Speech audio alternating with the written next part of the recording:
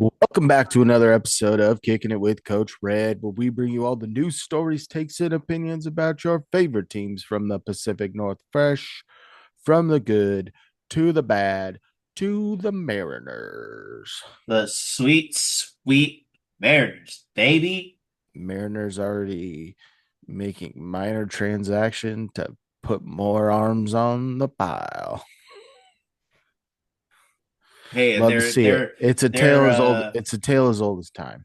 their yearly tiny trade with the Rays to kick off the off season. Got to do it. Just like the Seahawks, all they do is win, win, win, no matter what. And it wasn't relatively close. And No. the final score doesn't even show how lopsided it actually was. But before we talk about that, why don't I tell you a little bit about us? If you're looking for a guy that is here to talk about the Seahawks, it's like his name is the namesake of the show. That's right, it's me, your boy, Coach Red. You can find me on X at the real Coach Red, on Instagram at the real underscore Coach Red, TikTok at the real Coach Red. Also, find the show over on YouTube. Search Kicking It with Coach Red. Like, subscribe, hit that bell notification, and leave a comment or two. Big shout out to the fans. We Oh had yeah. someone to leave a comment and we got 3 new subscribers. So, I mean, almost y'all. 250 episodes in, people are finally starting to listen. Yeah, just the view count alone got us a little hypey. Yeah. Uh, Thank you guys so much. It means a lot to us. And if you're looking for someone that loves view counts, Yeah, the Seahawks, and sure. defensive touchdowns, well, I got a guy for you. His name is Kane. That's right. I'm Kane. You can find me over on Twitter, Kane2406, TikTok, Kane0624. Also follow the show's socials over on Twitter and Instagram at Coach Red Pod. Follow us. Do it, freaking do it. Start off with Ugh. score by quarters. Uh, First quarter, Arizona Cardinals score 0. The Seahawks score 21. Second quarter, the Cardinals score 7. The Seahawks score 17. In the third quarter, the Cardinals score 8. The Seahawks do not score in that quarter. And in the fourth quarter, Arizona Cardinals score 7 and your Seattle Seahawks score 6 for a final score of 22 for Arizona and 44 for the Seahawks, proving that for a fourth consecutive year that they are the most dominant bird in the NFC West. And how did this belt to ass game happen, Coach? Break it down. Well, let's break down some scoring by quarter. We've got in the first quarter, JSN catches a 43-yard touchdown pass from Sam Darnold. And then you have Demarcus Lawrence, fumble recovery, returned for 34 yards. Yeah. And to cap off the quarter, you have George Lonnie with a 9-yard touchdown run. Impressive That's run. It was an impressive run. it was. And then you go into the second quarter, and it's so nice he had to do it twice. Demarcus Lawrence with a 22-yard fumble recovery return for a touchdown. Zach Charbonnet with the 6-yard touchdown run. Greg Dortch clocks in for the first points for the Cardinals with the 4-yard touchdown run. And right before half, Jason Myers knocks in a 46-yard field goal. In the third quarter, Seahawks kind of imploring more let's call it a prevent defense, basically for the remainder of the game. Trey McBride scores a 15-yard touchdown catch. They go for 2 points to Marvin Harrison Jr.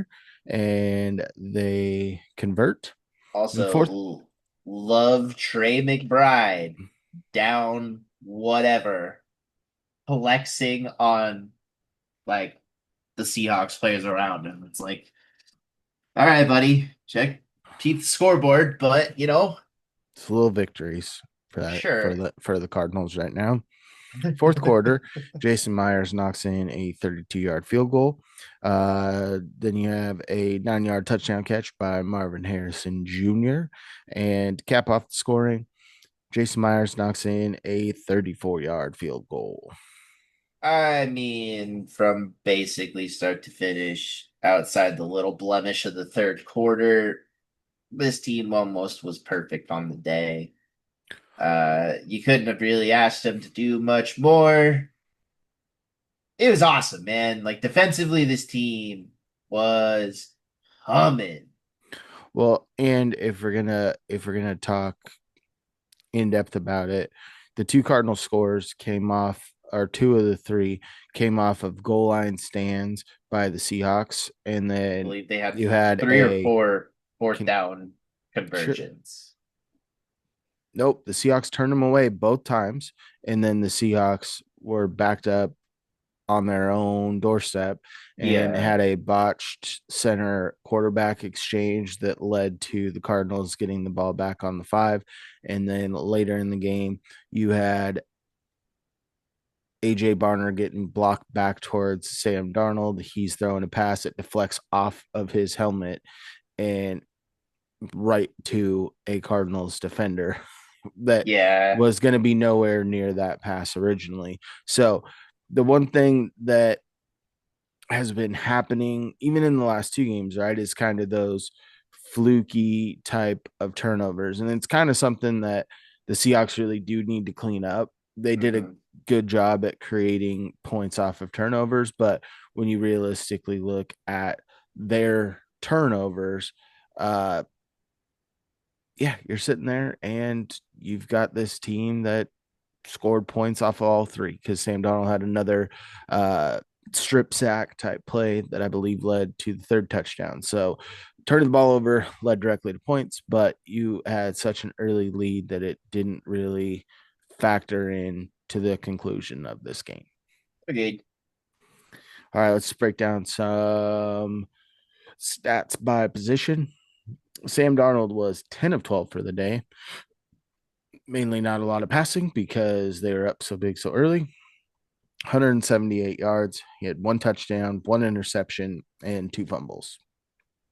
So This is one in of those games. in the last two games, I believe Sam Darnold has five touchdowns and five incompletions, and two of those incompletions were interceptions. Yeah, yeah. I mean, There was the I, frustration you saw. You had Jalen Sundell go down in this game. Doesn't sound like he's going to be back. You had that's what kind of caused the center quarterback exchange on the goal line with Sam Darnold and Olawatimi. But looking back at the grades, Olawatimi actually graded out really well in the run game, which once we get to the rushing stats, just it's like we said, the Seahawks will kind of get back on track against the Cardinals because it's what they seem to do every time they play the Cardinals. It's a little bit of a get right game. yeah. It was a big day for multiple people, but it'll be interesting to see how this week plays out. You're going. We'll talk about it later. Actually, I don't want to. I don't want to. I'm going to bury the lead because we're going to get through this game pretty quickly to talk about the That next game. matchup. But Yeah. there are a lot of positive things that we need to touch on about this game before we get there, Yep. and that rolls right into the rushing attack. You had Zach Charbonnet, 14 carries, 83 yards, and a touchdown. You had Kenneth Walker with 14 carries, 67 yards. George Talani, 7 carries, 31 yards with the touchdown. And Rashid Shaheed, 2 carries for 20 yards. So Yeah. Very productive day in the backfield by over multiple 200 people. yards, And then it got back down to kneeling, but hey, 198, I believe, is what they ended with. yes. But I think I called it. Charbonnet had the big day among the running backs. It's just something with K9, man. Every time he has a big run, gets called back. Every time. Well, he had a big run. Him and Charbonnet both had a big run. I think Charbonnet's Yeah. long was 30, and I think that Walker's was 24 yards. So they were both able to spring it a little bit. And you saw exactly what we talked about in the last episode, that Charbonnet is going to get it going downhill, bouncing around, playing a little pinball, just bouncing off Mhm. people. And with K9, it was dip inside then get outside, right? That's And that's their game. he shot the hole so much better this game. There was many times where a hole on the right side would just open up and I just saw him shoot the gap and he's gone for 8. I mean, when your running back room average over 4 yards per carry per person, you're looking pretty good on the day. And dude, Halani's touchdown run. Wow. What a seal by Abe Lucas there. Guy darts Yeah, inside and he just seals him in, and Halani's walking into the end zone. exactly. And he took Walter Nolan's literal ankles on that play. It was amazing. Now we're gonna go to the receiving room, which basically breaks down to like two players is all I wanted to highlight. Yeah. JSN had 5 catches for 93 yards and a touchdown. Cooper Kupp 2 catches for 74 yards. And DJ said again, putting on another master class. It seemed kind of disappointed that he didn't get over the 100 mark. But again, they were up so much. Why risk injury and, you know, more turnovers at that point? But the Cooper Cup play, It that was play, huge. that play And was so hilarious when you break it down. Sam had the option to run up, but looks up and sees that Cooper Cup is absolutely uncovered. And what was it, 67 yards? yeah, 64-67 is a big gainer. And you can tell when he got knocked out of bounds, he was upset he didn't get in the end zone. Yeah, I mean, it was great to have him back. He just knows how to find space, right? He doesn't have Yeah. that elite speed, but then his knack for navigating through that was pretty big because we haven't seen a lot of Cooper Cup in open space since really like week 2 Mm-hmm. against the Steelers. A lot of it's been tightly contested catches, small, shorter windows where he's got a defender right on him. But you got to see his shiftiness and ability where ducking inside, breaking a tackle, getting back outside. It's They make the trade for Rashid Shaheed. We didn't even really touch on that. Brought you some stuff. Was a little bit takes those jet sweep runs that were going to JSN. Those are going to Uh, go to Shaheed, which he had the 2 for 20. But he brings an element to your return game, and because they're up so big so early that. And then you saw the interception, right? And then it was like, all right, let's burn clock. Let's lean on our run game mhm. and get there. But it'll be really interesting because although he knows Kubiak's system from playing underneath him last year with the New Orleans Saints, It's there's a still whole going to be a different. come up time. It's a new team. So Yeah. I think he played approximately 60% of the offensive snaps, Mhm. but it'll It be interesting to also, see how more he gets integrated and how much they implore him the rest of sure. the season. And the one thing that I'm gonna be kind of intrigued by is how much it changes actual like the opposing defenses. Because I mean, we were talking about it last week that when you make this trade for Rashid Shaheed, you can, and with how JSN has been playing, right? And we haven't even touched on that. JSN, congratulations, 1,000 yards already. Congrats. Um, but now this makes you can't run a single high safety anymore against Well, this team, right? Like and then you have to have a you could sit there and run him with Torrey Horton when he's back on the field as both type of burners exactly. on the outside and let JSN work. And that's the other thing too is everyone knows that JSN is your number one target. He's leading the NFL in receiving yards, right? He just chews it up, but he finds a way to get open so consistently, and Mhm. you're going to see them continue to grow. And obviously, emphasis on the run being up so big, you're looking to see them carry that to be more of a complement to the passing game because Sam Darnold has been very efficient. When you look at the stat line, it's he had 10 completions and 178 yards. That's 17.8 yards per catch. I mean, you Yeah. had the bomb to JSN, you had the big gainer from Cooper Cup. But he was also dinking diming that entire. I mean, the Well, there was first only two three other off. catches, and I think two were to Shaheed, or at least Yeah. one was to Shaheed on a little screen pass.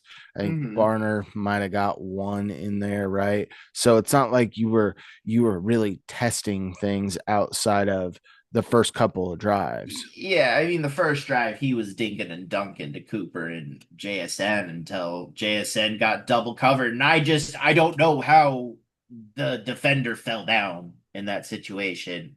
But, I mean, JSN also has a way of getting his body right to the ball.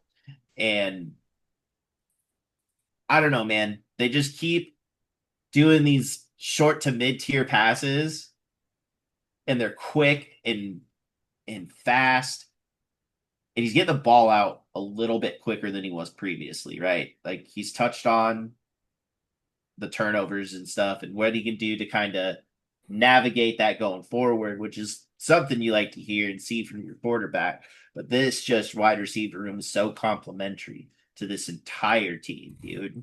It's Yeah, it's crazy. really starting to click, but what has really clicked has been the defense. Uh, And we've got a mind handful of you, guys that I have listed here with some stats. There's going to be a couple of guys that I'll sprinkle some stuff in.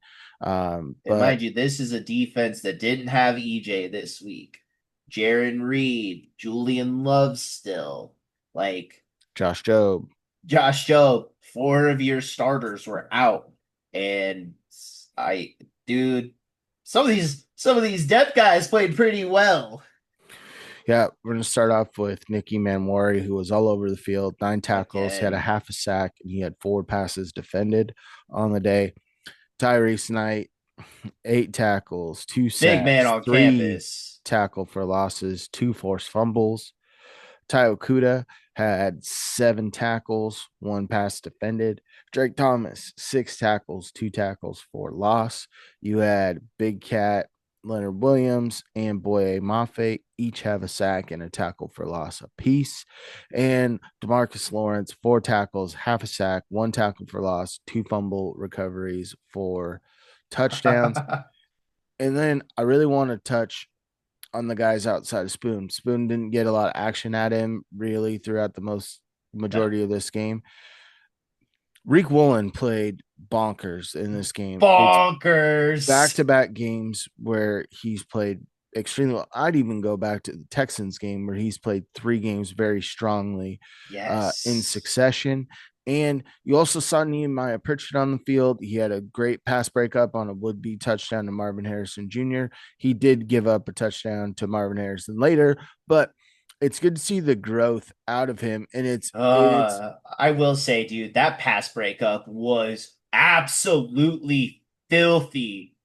well, and you're not even seeing Kendricks on the field, who has 2 interceptions for your team. That's Yeah, the that's kind of growth true. you're seeing out of Nehemiah Pritchett. Even when they are shorter handed, you're seeing Reek and Pritchett kind of getting getting the calls. So Mhm. the one thing that I want to point out is this defense is playing so fast and they are hitting so hard. In Oh, the first half, they were downhill, downhill, downhill. Don't give a guy an extra yard. Obviously, in the second half, you're playing a lot more zone defense. There's some more holes. Guys can get a little bit more yak. But during that first half, it was insane. And you also look at it because they scored 2 defensive touchdowns, they had to turn around and get right back out on defense. So for them to play at that high level, and they not to they were in a good mention, spot. I mean, the Seahawks were sitting there, their time of possession in the first half. I guarantee you that the Cardinals walked away with it, and the Cardinals had a couple of short drives. But when you sit there and can score defensively, that's what happens. Your defense is out on field more. I know that they converted on fourth down a couple times late, but overall, I think they got four stops at some point where Yeah, it was four and out. Like they had the two in the end zone. The one I think was it Boye and Derek Hall that chased him back 20 yards, and Sure. then it was like fourth and whatever, and they had to punt. Yeah. That was just the whole defense. The entire first half was They were absolutely humming. And bonkers. that's going to lead us into, we'll start with the defense. Who do you think had the best game defensively? Tyrese Knight. I mean, it's as clear as day. You have two strip sacks, and also we're third in the team in tackles. Second, yeah, give me Tyrese Knight. What do you think? I'm going to go with Nicky Manwari, leading the Yeah, team in tackles, had a half a sack, was breaking up passes. The I, other thing that I want to really point out is Drake Thomas's ability to go hit the hole and blow was things up in the impressive. backfield has been great. And I want to throw out Tayo Kuda on the one pass defended. He came in and laid the perfect hit. The guy's catching the ball. He stays, doesn't go low and take out a knee, doesn't go high and get a potential roughing the ball catcher, whatever they call it Unnecessary now, a defense roughness. hitting a defenseless receiver. He goes and puts it right in the sweet spot and jars the ball loose. Those four guys were the epitome of what you want to see defensively. They are flying around, they are making plays, and they are just And so fun to watch. this is with Nicky Manwari, like so raw still. You know what I mean? He's starting Like to piece it together more and more. he is. You're seeing the little mistakes here and there still, You're not but seeing him nearly as much my as you saw earlier in the year. goodness. Plus, you also have to factor in that he missed 3 weeks due to an ankle injury. Exactly. Like this kid is playing out of his mind. And yeah, I can't wait to see where he ends at the end of the season. How about offense? Who do you have as your player of the week? Give me Zach Charbonnet. I called it last week that he was gonna be the big winner this week. And that's proven to be true. He keeps dominating the Cardinals. As we've talked about, they have had great run games against them for years now. Canine's torched them. Sharp is torched them. Marshawn's torched them, right? We've Rashad seen it. Penny. Yeah, we've seen it year after year. Zach Charbonnet seems to just not get tackled when he play the Cardinals. So give me Sharps this week. Coach Red, who do you believe was the offensive player this week? I think that it's JSN. Early It's a on, good he pick too. sat there and set the tone, gets the long touchdown, which is not something that we've seen a ton of from JSN this year, getting the ability to go get that long ball. Um, I had an asterisk too of Cooper Cup. It was great to see him back on the field and actually see him be Yeah. able to break one loose. So I do think that going forward, Cooper's going to obviously be a key part uh, to that room, but Yep. I think that JSN is the class standard of the NFL right now at the wide Agreed. receiver position. So we're going to go into next week. Next week, we've got a game against the Rams, and I will get into some tidbits about the Rams here in a second. But who do you think is going to be the offensive player of the game against the Rams? Give me Rashid Shaheed. Give me the new guy. I think that I know that their defense is really good. I think their front seven for the Rams is really good, but they think where they're lacking is their secondary. Give me my burner. Give me the guy we traded for two tutties this weekend in big yardage. Coach Red, who's your offensive player going to be this week? I think to win this game, the offensive player of the week needs to be Sam Darnold. You need to see That's some fair. of those fluky plays that have led to turnovers kind of evaporate. And when you look at this coming week, hopefully have a healthier AJ Barner. There's a good shot that you're getting Torrey Horton back. You have another week of Rashid Shaheed in the building. You have Cooper Kupp that should be healthier. And you've got a number one stunner in JSN. You still have Elijah Arroyo and your running backs that can catch the ball out of the backfield. I think with this, we saw it against the Commanders on Sunday Night Football. JSN was the class of the team, but you saw Sam Darnold spreading the wealth in impactful ways, right? Yes. You saw I think we talked about last week. Torrey Horton had 4 catches and 2 of them were for touchdowns. Cody White, I believe, had 1 or 2 catches. One of them was for a touchdown. AJ Barner has been a beast in the red zone. And I think that just outside the red zone, we saw it against the Commanders, how much of a mismatch you can have with Elijah Arroyo on a linebacker. So being able to spread the wealth and now throw in Rashid Shaheed that can burn. And Sam Darnold's been connected pretty damn well on the deep ball. So That's true. having all of those weapons at your disposal, you're going to need to play at a high level I agree. against this team in the Rams to go into their house and take this down. And I think Sam Darnold has to be the key piece in that puzzle. That is a It's a great breakdown, I know. it is. I think it bodes well for the receiver room this week for Sam. I mean, it's gonna be the test of time. The Rams and the Seahawks always seem like a bloodbath when they play. And so it's just going to be interesting to see with this newly revamped offensive line what they do against the Rams front seven. And defensively, who do you think is going to be the standout So for the Seahawks? I got two, and one is if he plays or not. So if he plays, Ernest Jones all the way, revenge game. It's written in the stars for EJ to just dominate this team this weekend. He's talked about it, how he kind of feels slighted by him and forever grateful for the Seahawks and how they picked him up, extended him, want him, and all that. And I think it's going to resonate on the field. Give me EJ this week. It's too good of a pick to pass up, right? If he doesn't play, give me Nicky Manwari. The kid's just freak, man. Like whatever he's done all year, it's flashy. He's flying around the field. He's getting in guys' faces. He's breaking up passes left and right. He hasn't got the interception yet. It's coming, but it's also a division game, right? He talked about it when he got drafted. He's like, I don't care. In division, I am cracking a dude over the middle. Like, I am going to hit them extra hard. Well, he said that about the 49ers. I know.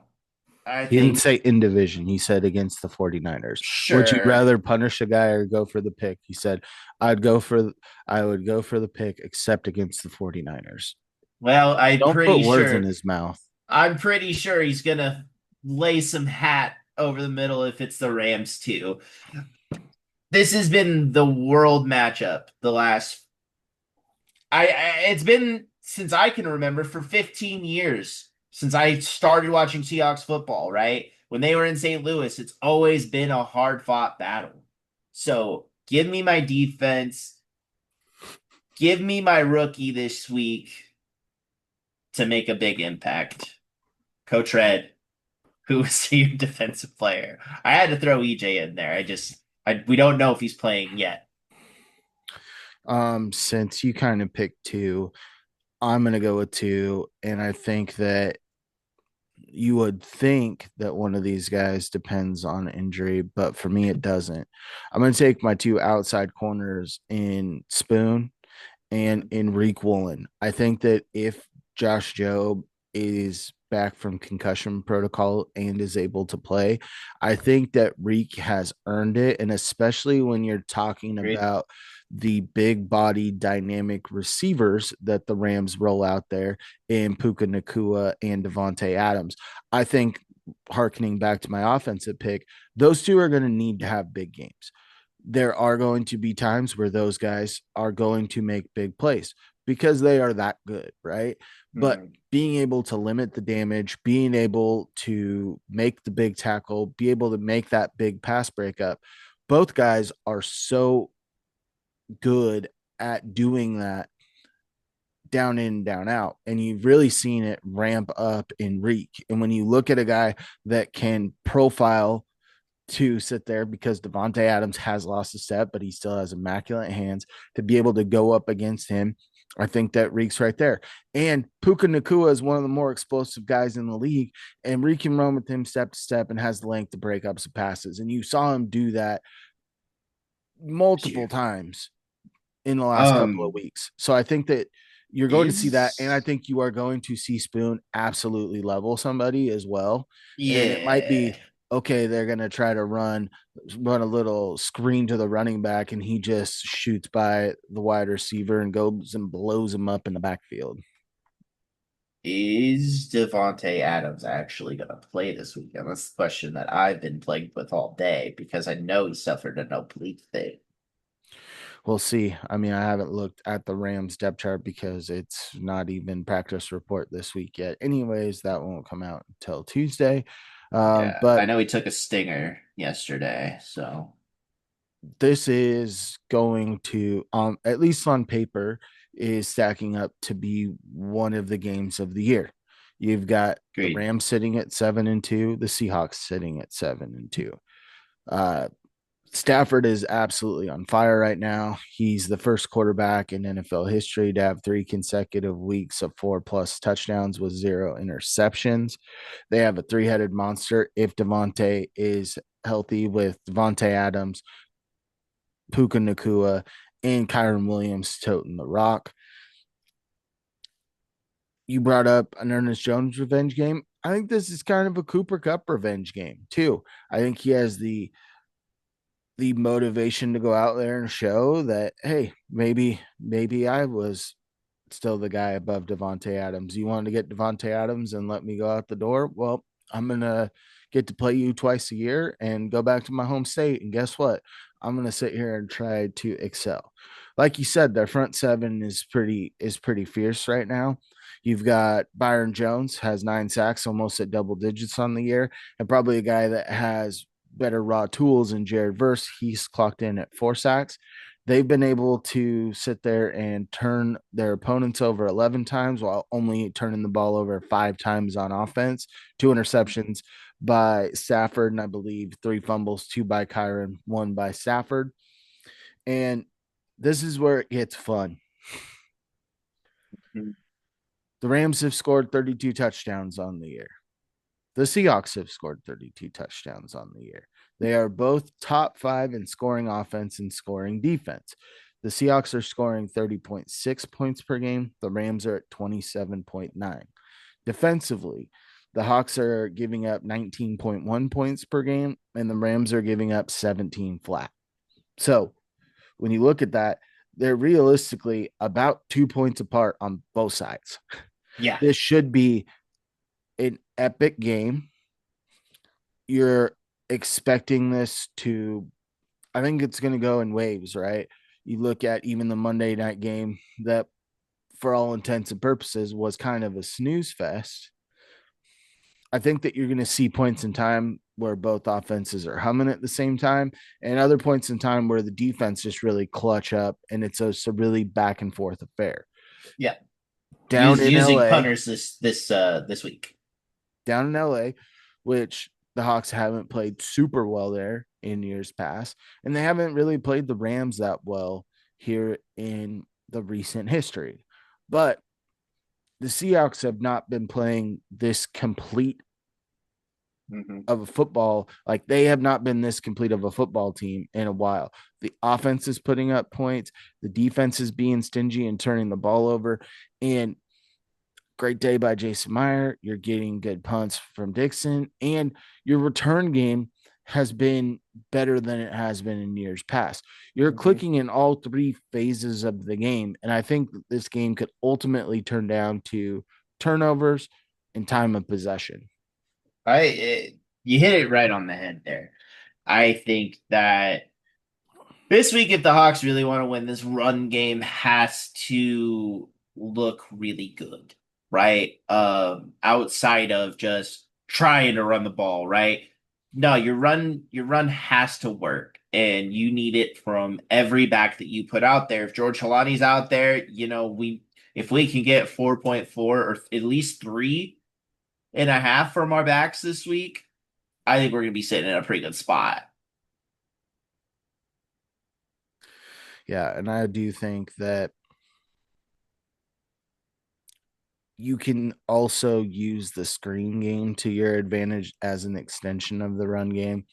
With the likes of Cooper Cup out there blocking, you've got speed to burn with the shiftiness of Mhm. JSN, the straight speed of Torrey Horton, and Rashid Shaheed, and being able to incorporate Charbonnet and K9 into the screen pass thing, I think could be another way to help call off the dogs a little bit, right? Mhm. You're it by all reports, you're going to be seeing Olo with Timmy. So this will be the first time they haven't had the same starting five.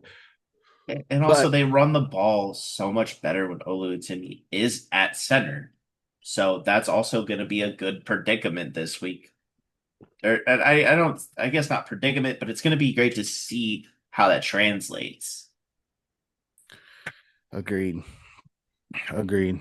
And I would like to see you guys get out of your predicaments by giving us a follow on social media. You can find me, your boy, Coach Red, on X at the Real Coach Red, on Instagram at the Real underscore Coach Red, TikTok at the Real Coach Red. Also, find the show over on YouTube. Search Kicking It with Coach Red. Like, subscribe, hit that bell notification, and leave a comment or two. Kane, where you at? You can find me over on Twitter at K2406, TikTok Kate0624. Also follow the show's socials over on Twitter and Instagram at Coach Red Pod. Balls, balls, balls. Do it, freaking do it. And as always, stay fresh. Stay fresh, peeps. Peace.